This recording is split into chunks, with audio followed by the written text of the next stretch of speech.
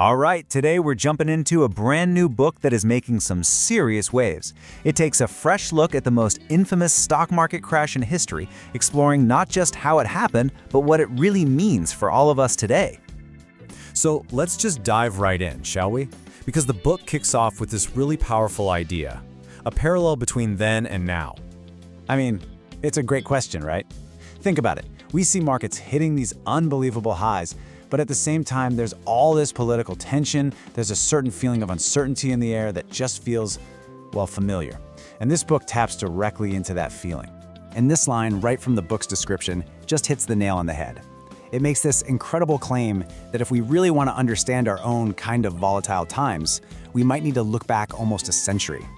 Okay, so who's the person guiding us through all of this? Because let me tell you, the author's background is a huge reason this book is getting so much attention. The author is none other than an Andrew Ross Sorkin. Now, if that name rings a bell, it's for a very good reason. He wrote Too Big to Fail, which was a landmark book that pretty much defined how we understand a much more recent financial crisis. And this is what's so incredible. His last book wasn't just a history, it was hailed as the definitive history of the 2008 collapse. So just imagine that level of intense, meticulous research. He's now pointing all of that right at the story of 1929. Okay, so let's get into the book itself, because this is not your typical dry history lesson. Far from it. This thing reads like a thriller.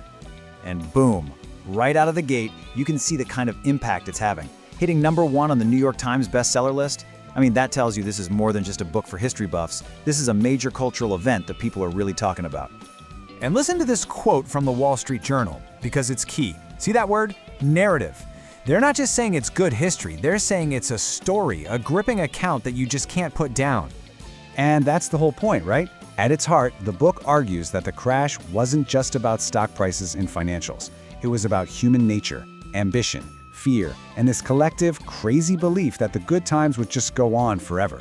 And this is where the book really comes alive. Sorkin digs up these newly found documents, and suddenly we're inside the chaos. You get these incredible stories of powerful bankers who knew, they privately admitted, that the market was a complete house of cards. But publicly, they were telling regular folks to pour their life savings into it. It's just a stunning look at that euphoria, how it turned to absolute ruin, and all the alarm bells that were just ignored. So you might be thinking, okay, this all happened almost 100 years ago. Why does it matter so much right now? Well, that's the million-dollar question, and the book has a very clear answer. Because this isn't presented as just a history lesson. It's positioned as a blueprint, an essential guide for navigating the financial world that we are living in right this second. And these are the big takeaways. It's a framework for understanding those wild cycles of speculation. You know, how greed and hype can build these bubbles that feel like they'll never pop. It helps us see the forces that drive financial chaos, and, this is the big one, it trains us to spot the warning signs that we just might be ignoring at our own peril. And all of this leads to what might be the most powerful and honestly the most unsettling idea in the entire book. It's this psychological trap that's just as real today as it was back then. There it is, right there. The seductive illusion that this time is different. We've all heard it, right? It's that feeling, that deep down belief that the old rules don't apply anymore, that we've somehow outsmarted history. Well, the book argues this is probably the single most dangerous thought in all of finance. And so that's the question the book leaves us with, and the one I'll leave with you. As we look at our own world, with its dizzying highs and that familiar sense of uncertainty, are we falling for that same seductive illusion? If that question gets you thinking, and you want to dive into the full story, well, you know what to do. The link to this book is right there in the video description.